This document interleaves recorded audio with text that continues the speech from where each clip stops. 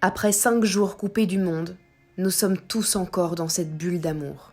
Il est à présent temps pour nous de se rendre au centre d'Action Sénégal afin d'aider l'équipe sur place. Donc Action Sénégal a démarré à partir d'un groupe Solidarité de l'Institut Saint-Luc, donc l'école d'architecture à Tournai où je travaille. On parrainait des enfants et on aidait des dispensaires et des écoles au développement.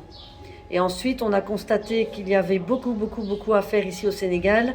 Et c'est à partir de ce moment-là qu'Action Sénégal a été créée officiellement. Donc cela fait 25 ans qu'avec le groupe Solidarité, on organise des missions ici au niveau de la rénovation des écoles, de l'aménagement des écoles, l'aménagement des dispensaires et du parrainage des enfants.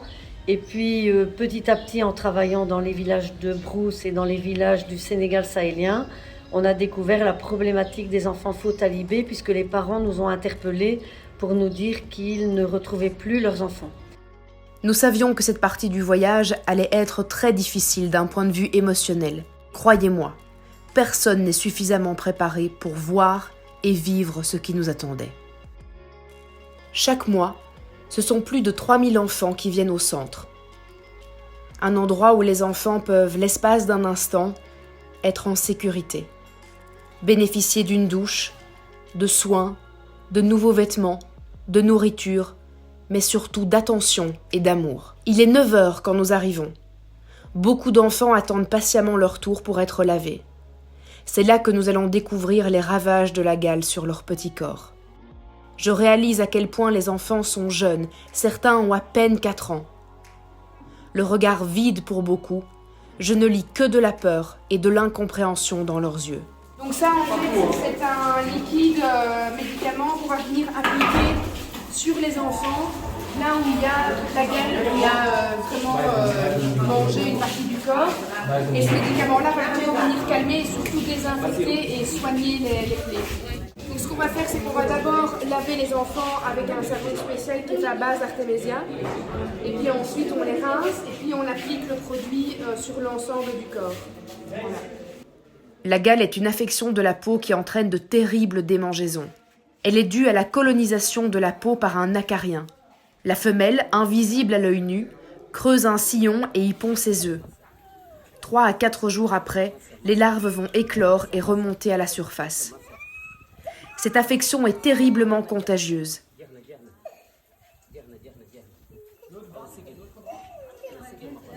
Le centre ne dispose pas des derniers traitements contre la gale. Ils doivent soigner les enfants avec les moyens du bord. Les traitements sont lents et terriblement douloureux.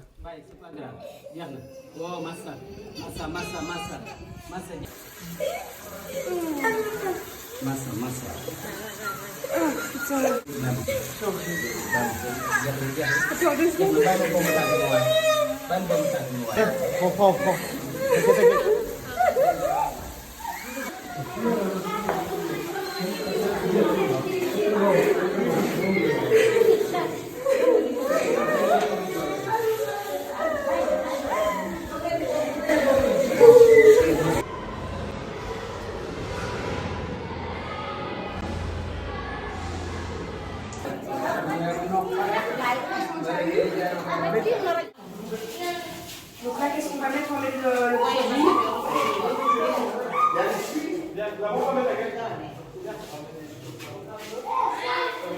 Et on met avec un coton.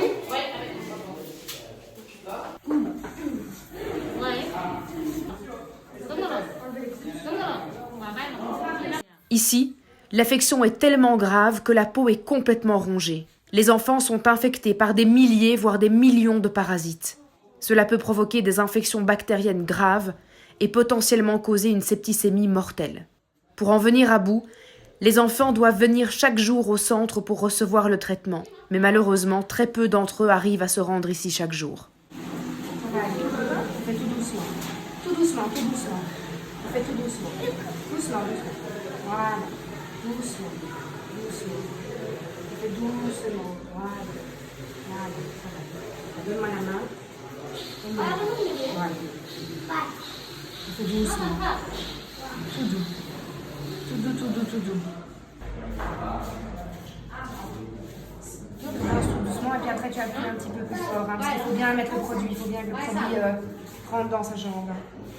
Alors, ici, il n'y a pas de slip, évidemment. Non, là, c'est trop grand, c'est trop grand, c'est trop grand, c'est trop grand. J'ai regardé, c'est qui exactement? Mais oui, mais autant qu'il est... Il n'y a pas de slip, c'est pantalon et t-shirt. Un enfant faux talibé, c'est un enfant qui est exploité par un soi-disant maître. Et en fait, ce maître se sert de cet enfant pour en faire un esclave et s'enrichir personnellement. Et les parents ne pensent pas que leur enfant doit mendier 12 heures par jour. Et donc, voilà, ça c'est un faux talibé. Contrairement à un talibé qui est un élève qui va dans une vraie école avec des maîtres respectés, respectables. Donc les enfants vrais talibés, un talib ça veut dire élève.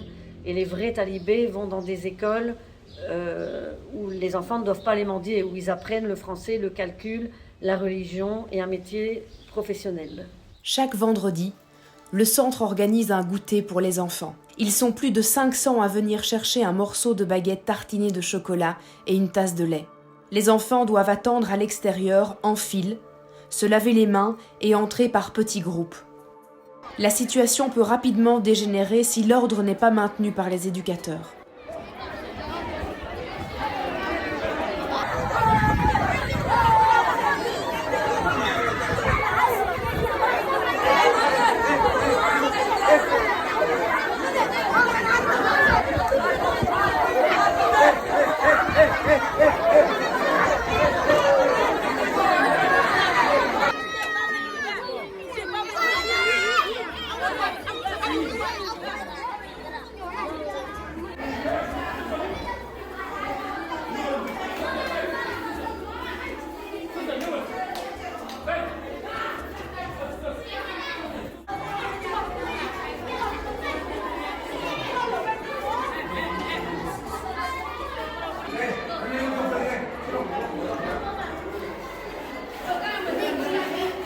Malik t'appelle. Les journées au centre sont très dures, car le sentiment d'impuissance est constant. Nous sommes là, nous aidons, mais c'est tellement loin d'être suffisant.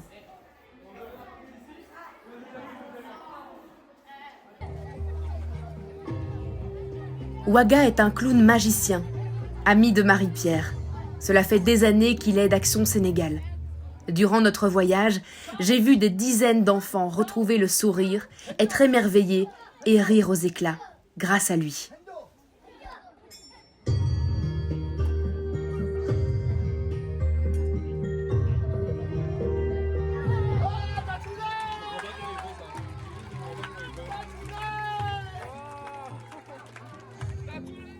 Le lendemain, Marie-Pierre nous propose d'aller voir dans quelles conditions les enfants vivent et dorment.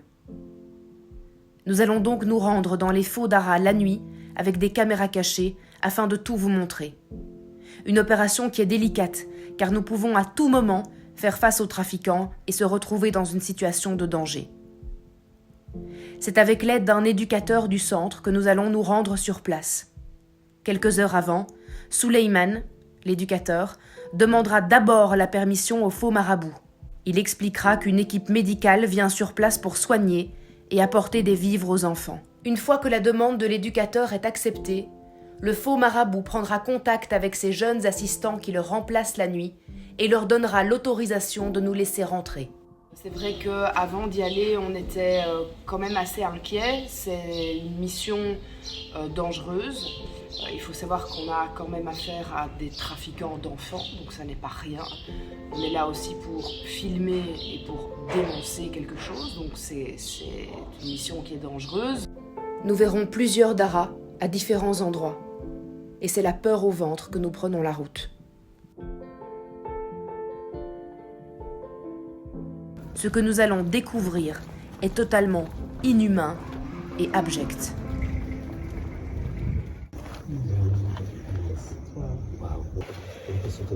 Parce qu'ils ont des toilettes là-bas, il y a certains qui dorment en bas, dehors du moins.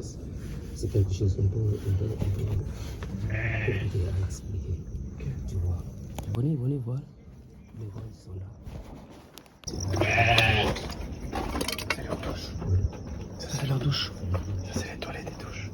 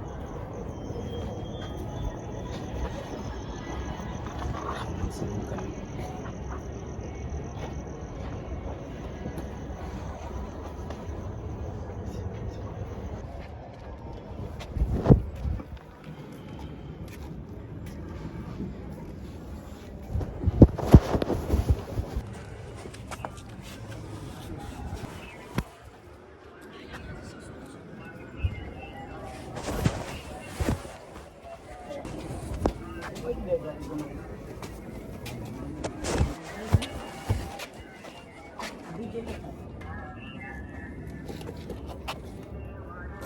peut à manger pour les plus grands, je ne sais pas pour les plus petits. Bon, c'est ce que l'avantage.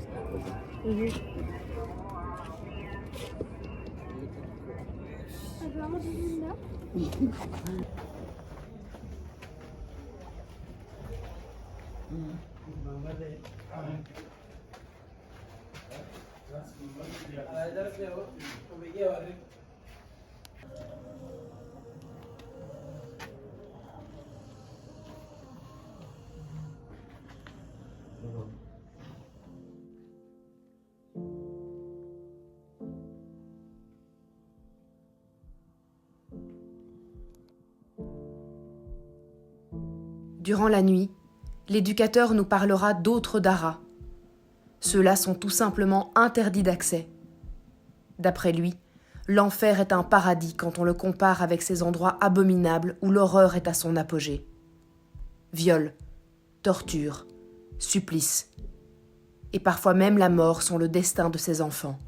Chaque année, le pays retrouve des enfants faux talibés sans vie, morts d'infections, de coups, de sévices atroces, comme celui de remplir la bouche des plus jeunes enfants avec du sable et des cailloux jusqu'à l'étouffement. Tout ça pour ne plus les entendre pleurer.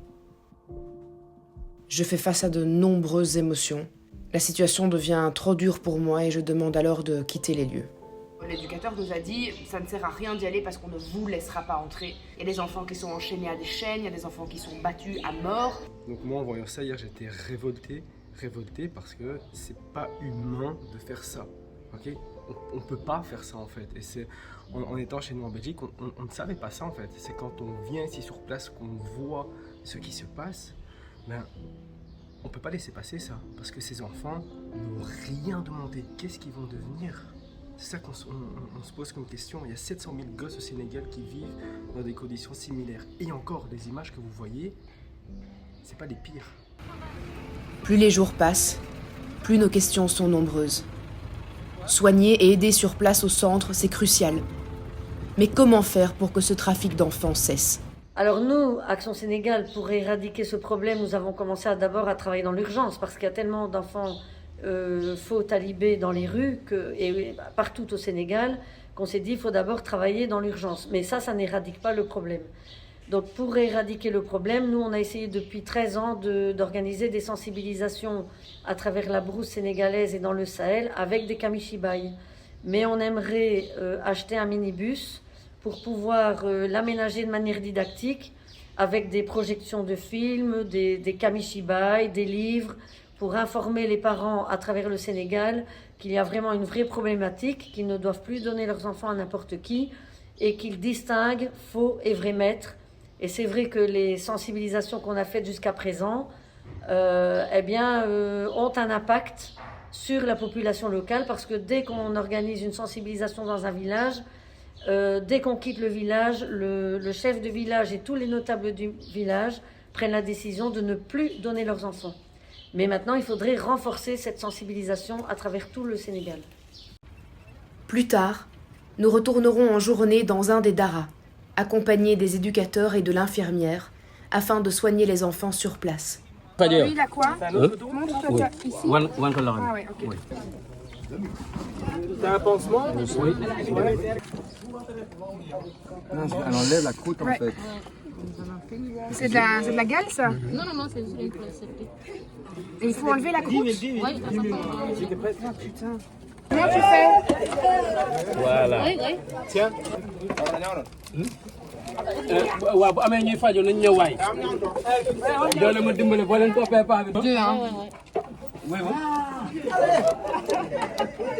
waaw oui doole ma dimbale. Est-ce que tu peux nous expliquer où on est ici? Bassirou? Je vais vous expliquer. Oui. Action Sénégal, Belgique, par la clairvoyance et les bienfaits, s'est rendu compte que les talibés, avec les tortures qu'ils ont, avec les peines qu'ils subissent, après quand même ils grandissent, sans métier. Action Sénégal Belgique a pensé qu'à l'avenir, il faut quand même qu'on puisse retrouver un métier. C'est pourquoi Action Sénégal a acheté ce terrain et il a pensé à mettre 2 ateliers. Le premier atelier, ça servira à former les grands talibés au métier de menuiserie métallique. Le deuxième atelier nous permettra de choisir, de former les talibés à la couture ou à la boulangerie. Parce que n'oubliez pas que nous achetons au moins plus de 1000 pains dans le mois. Alors on s'est dit, c'est très simple. Si nous parvenons à mettre une boulangerie ici, avec ces grands talibés qui seront expérimentés, ils vont apprendre le métier de boulangerie, ils vont nous servir, le pain qu'on va... Parce que le pain, la baguette de pain, on l'achète à moins de 130 francs, 135 francs. Donc eux, s'ils le construisent, s'ils le font, on pourrait le vendre à 135 ou 130 francs et ça pourra permettre au voisinage, parce que regardez ici, de long à large, aucune boulangerie. Donc si les talibés ont une boulangerie, vous voyez ce que ça peut faire comme offre. Et ça nous permettra également de nous aider même, de nous s'auto-aider. Parce qu'en fait, on vit des dons de la Belgique. Maintenant, si nous parvenons maintenant à réintégrer, à réinsérer ces enfants qui, à partir de 16, 17 ans, au lieu de ils vont retourner chez eux, ou bien ils vont aller errer, ou bien ils vont aller manger. Parce qu'à 16 ans, on ne peut plus manger. À 16 ans, on ne peut plus traîner. Donc, on t'apprend un métier. C'est pourquoi Action Sénégal s'est investi corps et âme, avec l'appui de Néné Camara aussi présente, pour qu'on puisse quand même vraiment avoir ces bijoux. Parce que là, nous on l'appelle bijou, hein, c'est un bijou. Je ne pourrais pas me séparer d'eux. Tellement que ça a été extraordinaire. Ça a été franc, ça a été honnête, ça a été courageux, ça a été tout. Dans ce cas, nous, Action Sénégal, en tout cas, base Saint-Louis, nous ne saurons comment vous remercier. Grand merci, grand merci, grand merci à Action Sénégal Belgique à travers Néné Camara ici présent. Merci. Applaudissez. Vous avez le chef de chantier qui est là-bas en haut. Il s'appelle Sambaba. Il est de Mboro. Et il a duré avec Néné Camara. Donc il a la confiance de Néné Camara. C'est pourquoi il dirige le chantier. On est en train maintenant de mettre les oublis, de couler les éléments. Alors donc maintenant il reste peut-être, on a 2 ateliers qui sont là. On va rentrer, vous allez voir les ateliers. Donc vous voyez ici, on a 2 ateliers. Ça c'est un atelier. Sur cet atelier de 2 sur 1, on mettra de la menuiserie métallique. Moi je crois que ce qui est plus offrant, c'est de mettre une boulangerie. Plus tard dans la journée, nous irons visiter un dispensaire afin de communiquer sur un prochain voyage prévu au mois de novembre. Nathalie, qui fait partie de notre équipe, est anatomopathologiste. Elle se rendra dans plusieurs villes et villages au Sénégal afin de sensibiliser les femmes au dépistage du cancer du sein. Une équipe de médecins spécialistes belges bénévoles l'accompagnera afin de diagnostiquer et d'opérer si nécessaire ici, à Saint-Louis. La sensibilisation se fera à l'aide du camion de la LISCA, la Ligue sénégalaise contre le cancer, fourni par Maître Cissé, médiateur de la République.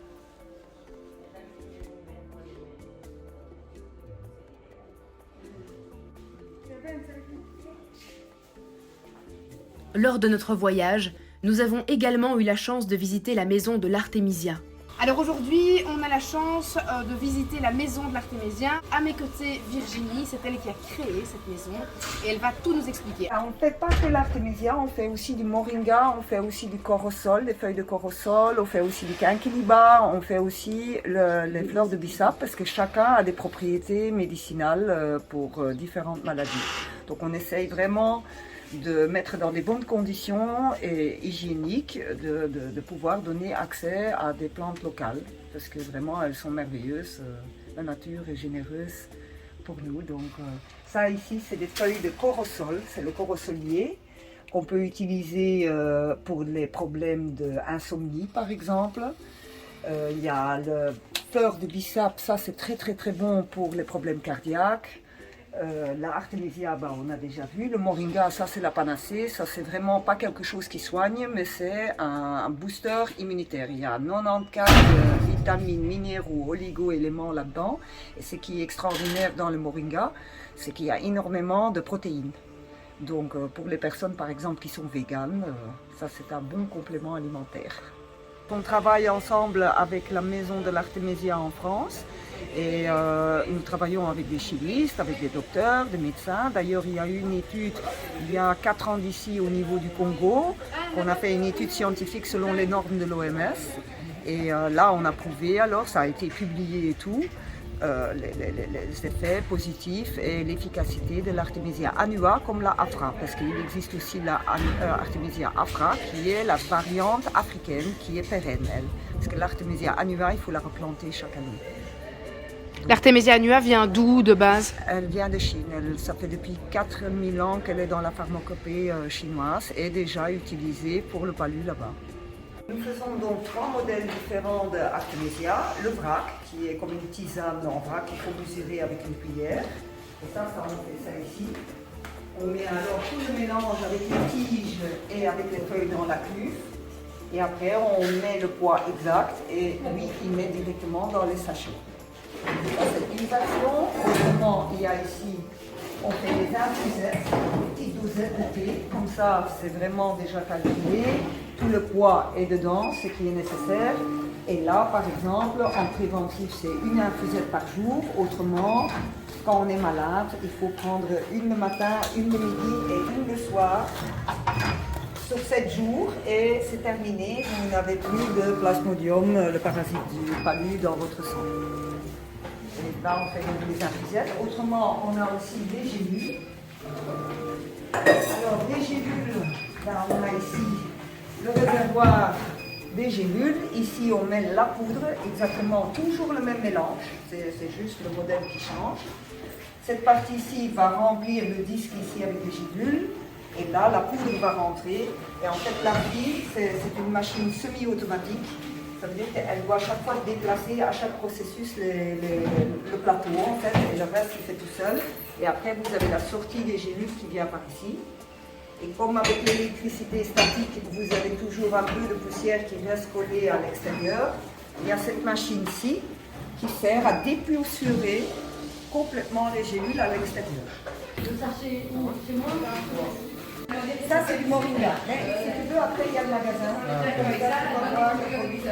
c'est du moringa. Ça, c'est le magasin. Notre voyage touche doucement à sa fin. Durant nos 2 derniers jours, nous avons pris le temps pour visiter l'île de Gorée, située dans la baie de Dakar. C'est un lieu symbole de la mémoire de la traite négrière en Afrique. C'est un des tout premiers lieux à être porté sur la liste du patrimoine mondial gérée par l'Organisation des Nations Unies.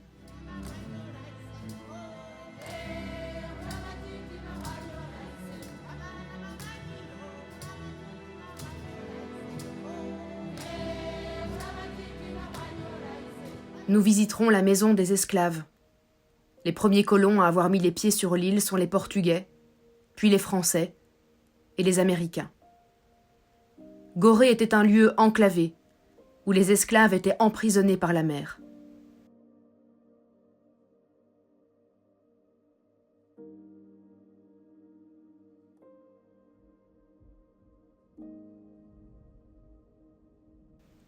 Ils étaient répartis selon leur âge, leur sexe, leur poids et l'état de leur santé.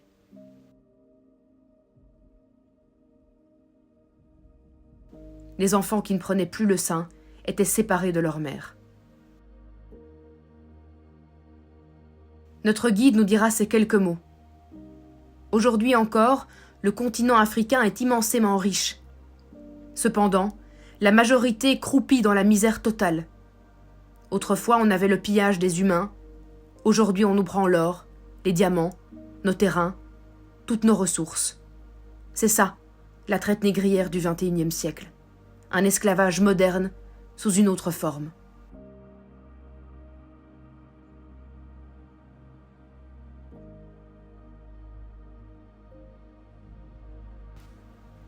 Il ne nous reste que quelques heures avant le départ. Il était important pour nous de finir le voyage sur une note positive et joyeuse. Nous avons donc eu la chance de visiter la réserve naturelle de Bandia. Parce qu'il ne faut pas oublier que le pays est tellement beau, accueillant et qu'il regorge de merveilles. J'avais envie de terminer mon reportage avec ces quelques mots de l'équipe fabuleuse que nous formons.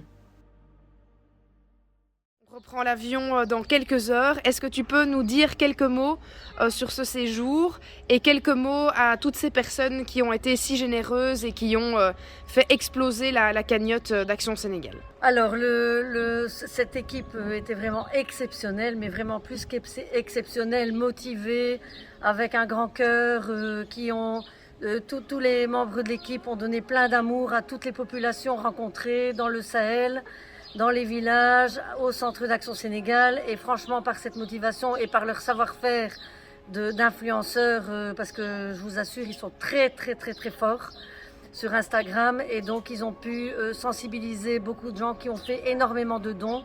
Et grâce à ça, Action Sénégal va pouvoir vraiment entamer des projets vraiment concrets qui seront diffusés sur Instagram. Tout sera expliqué dans les moindres détails avec les factures, les devis. On vous expliquera tout ce qu'on doit faire au sein d'Action Sénégal avec l'argent récolté. Et franchement, je suis très émue d'avoir été accompagnée par cette équipe formidable.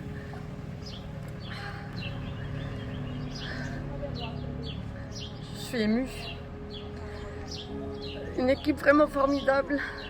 Vraiment un tout grand merci pour tous les enfants ici.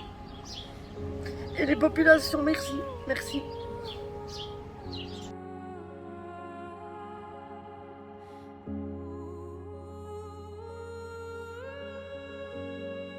Ça y est, Bella, c'est la fin du séjour. Ça, dans quelques heures, on sera de retour chez nous en Belgique. Est-ce que tu peux me dire quelques mots sur ce voyage, comment tu l'as vécu? Ce voyage a été très émouvant parce que pour une fille de 11 ans, c'est quand même très courageux.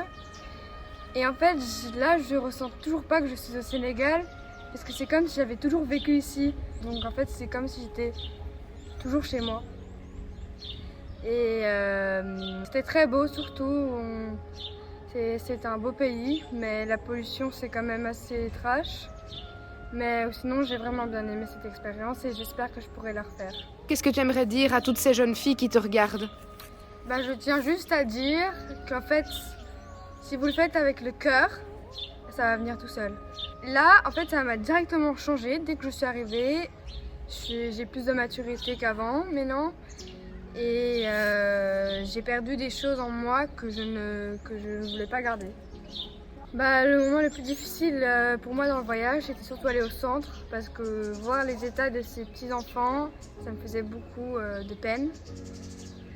Et là, c'est quand même trash dans ta tête visualiser qu'ils sont maltraités, violés. Et ça choque vraiment beaucoup, donc c'était assez dur. J'ai un message à faire passer aux jeunes filles de mon âge, que là, pour le moment, en Europe, on est en train de vivre avec que les réseaux sociaux.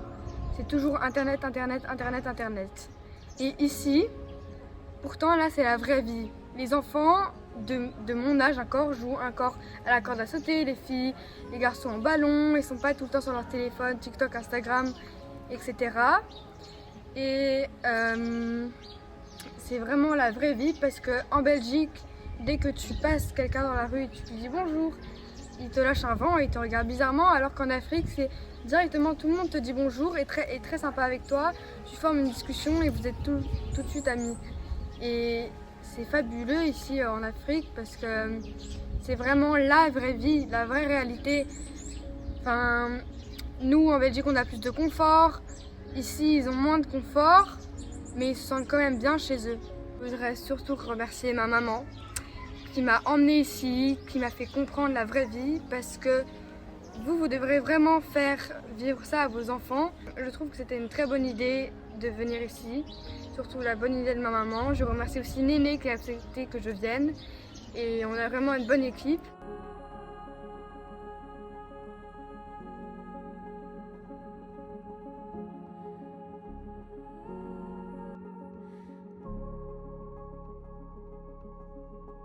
Ça a été un voyage très intense. On a été dès la première minute qu'on arrive au Sénégal jusqu'à la dernière, on a été super occupés. On a donné tellement d'énergie, on a reçu, j'ai jamais eu ça en fait, on a reçu tellement d'énergie. Là je me sens apaisé en fait, la mission est accomplie. Je suggère en fait à chaque personne qui ressent l'appel en fait de partir en voyage humanitaire, de le faire en fait. C'est la première fois que je me sens réellement utile.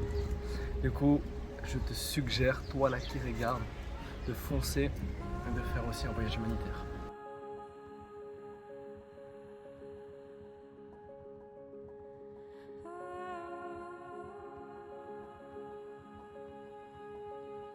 C'était une superbe expérience, enrichissant. Ça m'a fait beaucoup de bien et j'espère pouvoir un jour faire pareil, revenir et donner, partager comme j'ai fait surtout au centre. C'était les plus beaux moments, enfin plus beaux, les plus forts.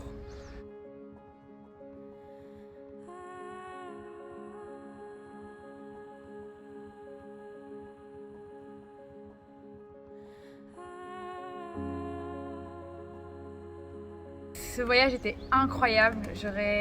Franchement, je me suis imaginé plein de choses avant de venir, mais ça ressemblait pas du tout à ce que je pensais parce que voilà, je pense qu'il faut le vivre pour comprendre ce que c'est, aussi comprendre tout ce qu'Action Sénégal fait pour le Sénégal, pour les enfants Foutalibé, pour les villages. Et je voulais remercier en tout cas tous les gens qui nous ont suivis, qui nous ont soutenus, parce que sans vous, on n'y serait pas arrivé non plus. Donc voilà, merci à tous pour les dons de vêtements, pour les dons d'argent, et on est ensemble.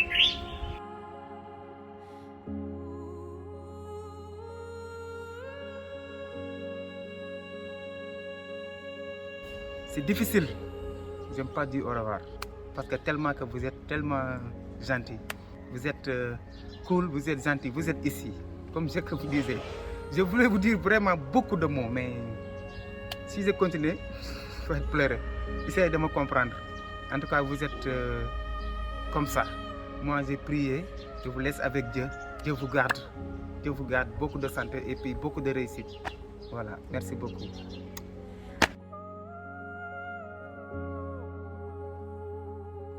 Bon voilà, ça y est, c'est la fin du voyage. La première chose, c'est que j'espère vraiment de tout cœur que ces deux vidéos, ces deux documentaires vous ont plu. On a essayé vraiment de vous montrer ça avec beaucoup de cœur, beaucoup de sincérité et beaucoup d'amour et beaucoup de respect aussi pour la population locale. Ça, je tiens toujours à le repréciser. Moi, ça a été le voyage le plus fort émotionnellement et le plus dur physiquement. Le fait de partir aussi avec ma fille de 11 ans, ça a été une grande étape finalement dans notre relation mère-fille. Et Bella a fait ça comme une pro, donc franchement je suis vraiment super fière d'elle. Je suis vraiment ravie que vous ayez répondu aussi nombreux à la récolte de fonds. Et ça c'est génial. La cagnotte est toujours d'actualité. Vous pouvez retrouver toutes les informations dans la description de cette vidéo. Je vous rappelle que 100% des dons qui sont effectués sont reversés sur place. Tout le monde est bénévole et ça c'est rare et c'est vraiment super. On attend également des dons de vêtements, mais toutes les infos sont dans la description. Merci à tous et on se retrouve très vite pour de nouvelles aventures. Ciao!